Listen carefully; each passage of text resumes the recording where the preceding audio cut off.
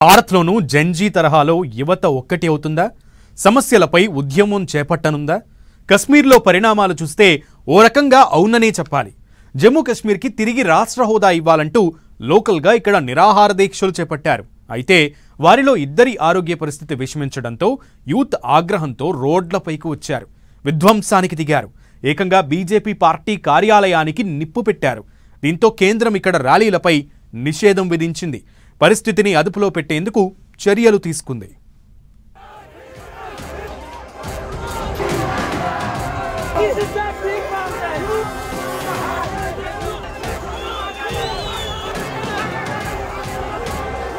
భారత్లో జెన్జీ, కశ్మీర్లో రోడ్డెక్కిన యూత్, రాష్ట్ర హోదా తిరిగి ఇవ్వాలంటూ ఆందోళనలు.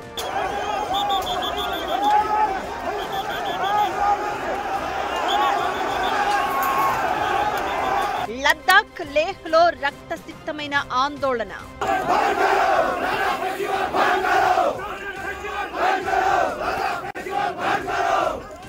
జమ్మూ కశ్మీర్కి తిరిగి రాష్ట్ర హోదా కల్పించాలంటూ లద్దాఖ్లో యూత్ రోడ్లపైకి వచ్చారు.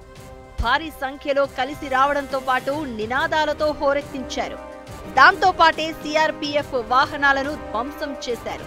అంతటితో ఊరుకోకుండా స్థానిక బీజేపీ కార్యాలయానికి కూడా నిప్పు పెట్టారు.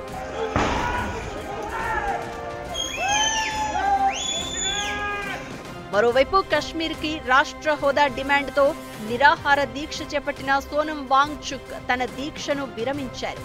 తాను శాంతియుతంగా ధర్నాలు, నిరసనలకు పిలుపు ఇస్తే అది కాస్త హింసాత్మకంగా మారడంపై ఆయన ఆవేదన వ్యక్తం చేశారు.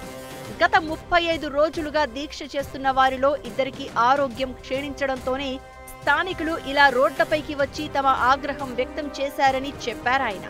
ఇదే క్రమంలో ఆయన నోటి వెంట జెన్జీ రెవల్యూషన్ పదం వెలువడింది.